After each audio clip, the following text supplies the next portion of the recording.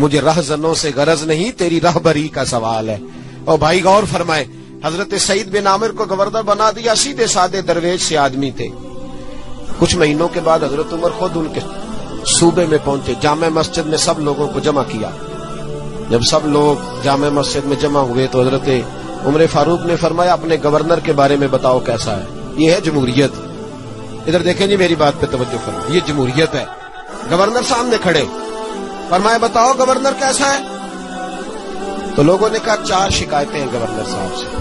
اس کو حضرت ابن جوزی علیہ رحمہ نے نقل فرمایا، 4 شکایتیں۔ کون سی؟ کا پہلی شکایت یہ ہے کہ گورنر صاحب جب شروع میں گورنر آئے تھے تو فجر کی نماز کے بعد ہی لوگوں کی بات سننے لگتے تھے، اب نماز پڑھ کے گھر جاتے ہیں، 9-10 بجے واپس آتے ہیں۔ دوسری شکایت یہ ہے کہ ہفتے میں 1 دن ملتے نہیں۔ تیسری شکایت ہے صرف دن کو ملتے ہیں، رات کو نہیں ملتے۔ اور چوتھی شکایت یہ ہے کہ کبھی کبھی رونے لگتے ہیں اور بے ہوش ہی ہو جاتے ہیں۔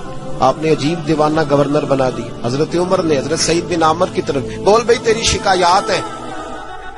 جناب سعید بن عامر کہنے لگے حضور میرا راز نہ ہی کھلتا تو اچھا تھا، اگر آپ نے کہا ہے تو کہہ دیتا ہوں، بتائیے۔ فرمایا تیری پہلی شکایت ہے کہ تو فجر کے بعد گھر جاتا ہے، 9-10 بجے آتا ہے۔ جناب سعید بن عامر رو پڑے۔ گورنر صاحب کہنے لگے حضور غریب ہوں، نوکر رکھنے کے پیسے نہیں، بچے میرے پاس موجود نہیں، بیوی میری بیمار ہو گئی ہے، 30 سال اس بھلی مانس عورت نے میری خدمت کی، اب بیمار ہے، نماز پڑھ کے گھر جاتا ہوں، اپنی معذور اور بیمار بیوی کو ناشتہ پکا کے دیتا ہوں، اگر اس کے کپڑے بدلنے والے ہوں تو اس کا وجود دھو کے کپڑے بدلتا ہوں، گھر میں جھاڑو دیتا ہوں، برتن مانجتا ہوں، لوٹتے دیر ہو جاتی ہے۔ کہتے ہیں حضرت عمر پہلے جواب پہ سختہ طاری ہو گیا، کہ تیری دوسری شکایت یہ ہے کہ ہفتے میں 1 دن ملتے نہیں۔ تو سعید بن عامر عرض کرنے لگے حضور کرتا میرے پاس ایک ہی ہے، ہفتے میں 1 دن دھو کے خشک ہونے کو ڈالتا ہوں، بیوی کے کپڑے پہن کے بیٹھا رہتا ہوں، ٹھنڈ کا موسم ہے، اثر وہی ہو جاتی ہے۔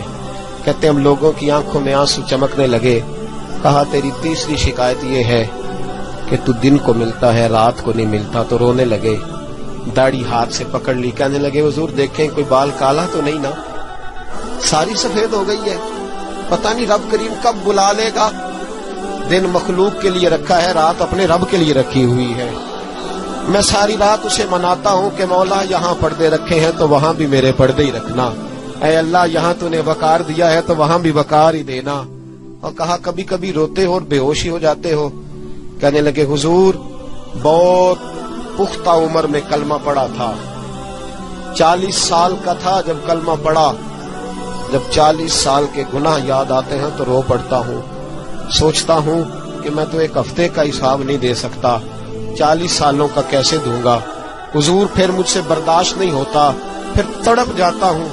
جب چاروں باتیں کہیں تو پھر رونے لگے، کہنے لگے حضور اب میری سزا کا بھی اعلان کر دیں، اب میرے پردے کھلے تو سزا کی بات بھی کریں۔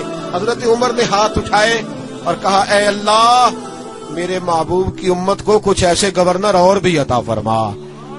اپنے آپ کو سنواریں، اپنے آپ پہ توجہ دیں۔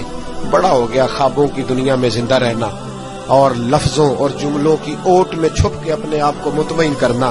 اب ذرا عمل کی دروازے کی طرف بھی اپنے قدم بڑھائیں اور کچھ کام ایسے بھی کریں جو ہمارا اور ہمارے رب کا راز ہو، اور صبح قیامت وہ ہمارا خزانہ ہمارے کام آئے، ہمیشہ مدحت خیر الانام میں گزرے۔ دعا ہے یہ عمر درود و سلام میں گزرے۔